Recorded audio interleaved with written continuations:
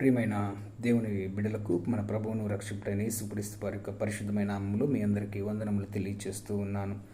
మరొకసారి సిలువలో పలికినటువంటి 7 మాటల్లో మరొక మాటను మీతో ధ్యానించడానికి ప్రభువారు ఇచ్చినటువంటి కృపను బట్టి వందనాలు తెలియచేస్తూ ఉన్నాను. ఈరోజు మన యొక్క వాక్య ధ్యానాంశము లూకాసు వార్త 23వ అధ్యాయం 46వ వచనంలో రాయబడిన రీతిగా సిలువలో పలికిన 7వ మాటను మనం ధ్యానించబోతున్నాం.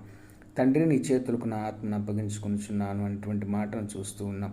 దీనికంటే 6 మాటలు ముందున్నటువంటి వాటిని చూస్తే మనం మొదటి మాట ద్వారా మనకి క్షమాపణ కనిపిస్తూ ఉంది. రెండో మాట ద్వారా నిరీక్షణ ప్రకటించినట్లుగా చూస్తున్నాం. మూడో మాట ద్వారా దేవుడు తన యొక్క బాధ్యతను నెరవేర్చినట్లుగా చూస్తూ ఉన్నాం. 4వ మాటలో ఆర్తనాదం చేసినట్లుగా చూస్తున్నాం. తర్వాత 5వ మాటలో ఆత్మల యొక్క దాహం కనిపిస్తూ ఉంది. 6వ మాటలో సమాప్తమైనది అనట ద్వారా విమోచన కార్యాన్ని పరిసమాప్తం చేసినట్లుగా మనకు కనిపిస్తూ ఉంది. స్నేహితులారా, ఈరోజు 7వ మాటను మనం చూస్తే, తండ్రి, నీ చేతులకు నా ఆత్మను అప్పగించుకొనిచున్నాను అనే మాటను బట్టి చూస్తే సమర్పణ మనకి కనిపిస్తూ ఉంది. అయితే ఈరోజు మనము కొన్ని మాటలను ధ్యానించబోతున్నాము. మన జీవితంలో చివరి మాట ఎంత ముఖ్యమో మనకు తెలుసు. కానీ ఈరోజు మనం వినబోయేది సాధారణమైనటువంటి మనిషి యొక్క జీవితం కాదు. ఆయన మాట సాధారణమైన వ్యక్తి యొక్క మాట కాదు. ఈ ప్రపంచాన్ని శాసించినటువంటి రక్షకుడు అయినటువంటి యేసుక్రీస్తు ప్రభు వారి యొక్క మాటను మనం తెలుసుకోబోతున్నాం. ఈ ప్రపంచాన్ని శాసించాడండి. ఆయుధం పట్టలేదు, కత్తి పట్టలేదు, యుద్ధం చేయలేదు, గన్ పట్టలేదండి. అలాంటి గొప్ప వ్యక్తి మనం ఈరోజు గురించి తెలుసుకోబోతున్నాం. సిలువ మీద చాలా బాధలు కనిపిస్తూ ఉన్నాయి, అవమానాలు, త్యాగం. ఇవన్నీ పూర్తయిన తర్వాత ఆఖరి క్షణములో ఆయన పలికినటువంటి 7వ మాట మన జీవితాన్ని మార్చగలిగే శక్తి ఉందని నేను నమ్ముతున్నా. ఈ మాట ఆయన చెప్పిన విధానాన్ని బట్టి చూస్తే ఈ మాటలో విశ్వాసం ఉంది, ఈ మాటలో సమర్పణ కనిపిస్తుంది, ఈ మాటలో నిత్య జీవం రహస్యం దాగి ఉంది. ఆ మాట ఏమిటి? అది మనకి ఏమి నేర్పుతుంది? ఈరోజు మనం కలిసి ఆ లోతైన సత్యాన్ని తెలుసుకోబోయే ముందు నేను మిమ్మల్ని ఒక ప్రశ్న అడగాలని ఇష్టపడుతున్నాను. మీరు దేవునికి పూర్తిగా అప్పగించారా మీ జీవితాన్ని, లేక ఇంకా మీ చేతుల్లోనే ఉంచుకున్నారా? ఒకవేళ మీరు పూర్తిగా అప్పచెప్పుకోకపోతే ఈ వర్తమానం నీకోసమే. రండి మరొకసారి చూద్దాం. ఇక్కడ 7వ మాటను, తండ్రి, నీ చేతులకు నా ఆత్మను అప్పగించుకొనిచున్నాను అనే మాటను మనం చూస్తున్నాం. సిలువలో యేసు ప్రభు పలికినటువంటి 7వ మాట, అంటే ఇది చివరి మాట, సంపూర్ణమైన సమర్పణను, తండ్రి పైన ఉన్నటువంటి నమ్మకానికి నిదర్శనంగా కనిపిస్తుంది. ఇది ఒక మరణ వేదన కాదు, తన గమ్యాన్ని చేర్చుకునేటువంటి ఒక కుమారుని విశ్రాంతిగా కనిపిస్తూ ఉంది. తండ్రి, నీ చేతులకు నా ఆత్మను అప్పగించుకొనిచున్నాను అనేటువంటి మాట లూకాసు వార్త 23:46లో చూసాము. యేసు ప్రభు సిలువపై పలికిన మొదటి మాట తండ్రి అని ప్రారంభించి చివరి మాట కూడా తండ్రి అనే దానితోనే ముగించినట్లుగా మనము చూస్తూ ఉన్నాం. స్నేహితులారా,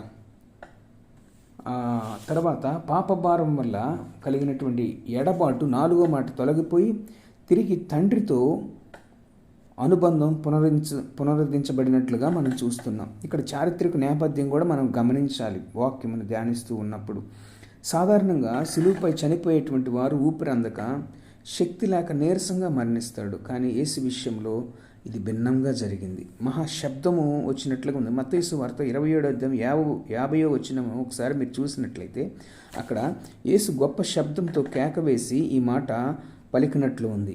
ఇది ఆయన బలహీనతతో చనిపోవడం లేదని తన ప్రాణాన్ని తానే స్వచ్ఛందంగా ఇస్తున్నట్లుగా మనకు కనిపిస్తుంది. ఈ యూదులు కుటుంబాల్లో వారు సాధారణంగా తమ పిల్లలు రాత్రి పడుకునే ముందు నేర్పించే ప్రార్థన ఇది.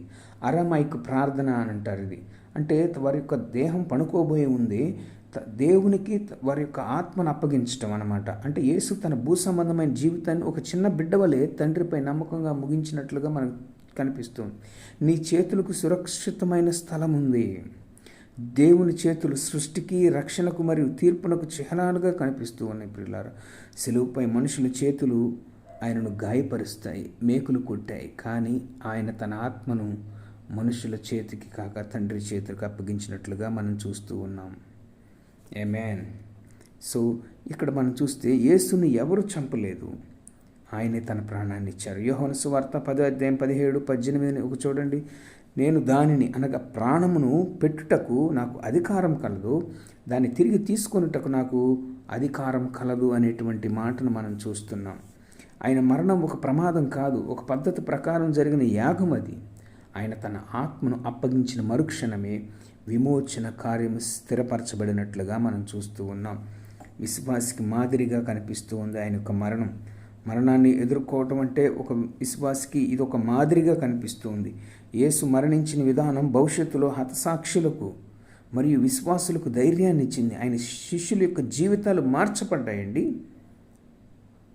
హతసాక్షులయ్యారు. స్టెఫెన్ యొక్క జీవితం అపోస్తలుల కార్యాలు 7:59 స్టెఫెన్ యొక్క సమర్పణ మనకు కనిపిస్తుంది.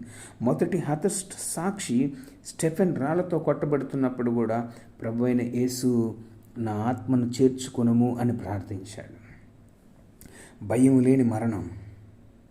క్రీస్తులో ఉన్నవారికి మరణం అంటే తండ్రి చేతులకు అప్పగించటమే, అంతం కాదు. మరణం యొక్క ముళ్ళు విరవబడింది ప్రియులారా. ప్రారంభం మరియు ముగింపు ఆయనలో ఉంది. మన జీవితం ఎప్పుడు కూడా దేవునితో ప్రారంభమై దేవునితోనే ముగియబడాలి. యేసు తన పరిచర్యను ప్రారంభించి మరణాన్ని తండ్రి చిత్తానికి అప్పగించారు. పూర్తి నమ్మకం. చీకటి గంటలు గడిచిపోయాయి, వేదన ముగిసింది, ఇప్పుడు తండ్రి హత్తుకునే సమయం. మన కష్టాల తర్వాత దేవుడు మనల్ని చేర్చుకుంటాడనే నిశ్చయత మనకు ఉండాలి. మనం చనిపోయేటప్పుడు మాత్రమే కాదు, బ్రతికున్నప్పుడు మన జీవితాలను ఆయన చేతులకు అప్పగించాలి. 1 పేతురు 2:23 ఉంది, న్యాయంగా తీర్పు తీర్చువానికి తన్ను తాను అప్పగించుకొనెను. ఆమేన్. దేవునికి మహిమ కలుగునుగాక. ఆ మాటలు మనం చూస్తూ ఉన్నాం స్నేహితులారా. సో బైబిల్ గ్రంథంలో అలాగే తను తాను అప్పగించుకోవటమే అదొక మాదిరిగా మనకు కనిపిస్తూ ఉంది. ఇక్కడ సహకార వాక్యాలు చూస్తుంటే ప్రసంగి 12:7 ఉంది, మన్నైనది తిరిగి భూమికి చేరును, ఆత్మ దానిని దయచేసిన దేవుని యొద్దకు చేరును అనే మాటను మనం చూస్తున్నాం. అవును, మన్ను ద్వారా వచ్చినటువంటి దేహం ఆయన 100% ఆయన మానవుడుగా కనిపిస్తున్నాడు. 100% ఆయన దేవుడుగా కనిపిస్తూ ఉన్నాడు. మనం ఎక్కడి నుంచి వచ్చామో అక్కడికే వెళ్ళాలని యొక్క వాక్యము మనకు గుర్తు చేస్తుంది. మానవుడు ప్రాణం తీస్తాడు కానీ ప్రాణం పోయేడు ప్రియులారా. ఆయన యొక్క మినిస్ట్రీని చూస్తే లాస్ట్ వీక్లో మట్ల ఆదివారం నుండి ఆయన ministry very very busy schedule కనిపిస్తూ ఉంది. చివరికి ఆయన పట్టుకోబోయే ముందు చివరిలో బల్లకోడి ఇచ్చాడండి, లాస్ట్ సప్పర్, మంచి విందు చేశాడండి వారికి. ఎంత గొప్ప విషయం. నా జీవితం సంపూర్ణం కావాలని ప్రభువు కోరుకుంటూ ఉన్నాడు స్నేహితులారా.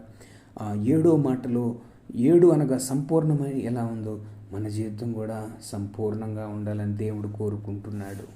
ఆయన దీనుడై దీన మనస్కుడై ఎందుకు చేశాడు, ఆయన త్యాగం ఎంత చేశాడో తెలుసా స్నేహితులారా.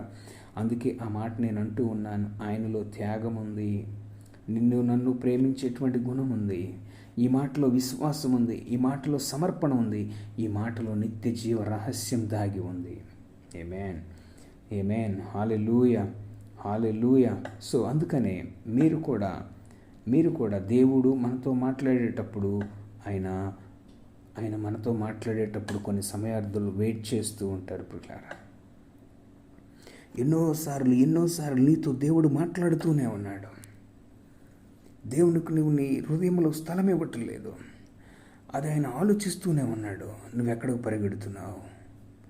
నీ ఆత్మను నీ చేతులకు అప్పగించటం ద్వారా, తన ఆత్మను నీ చేతులకు అప్పగించటం ద్వారా మాకు కూడా సురక్షితమైన నిత్య జీవము నిరీక్షణ ఇచ్చాడు ఆయన. ఎంత గొప్ప దేవుడు, ఎంత గొప్ప దేవుడు మనకున్నాడు, ఎంత గొప్ప దేవుడిని మనం కలిగి జీవిస్తున్నాం స్నేహితులారా. అవును, ఈ లోకమును విడిచిపెట్టి వెళ్ళిపోతాం మనం. ఈ లోకంలో ఏమీ తీసుకొని వెళ్ళాం. బంధువులైనా, పిల్లలైనా, ఇల్లైనా, ఆస్తి అయినా, పలుకుబడైనా, అంతస్తైనా, బంగారమైనా ఏమీ ఈ లోకములో మనం ఏమీ తీసుకెళ్ళలేం పిల్లలు. అన్నీ విడిచిపెట్టి వెళ్ళిపోయేదే.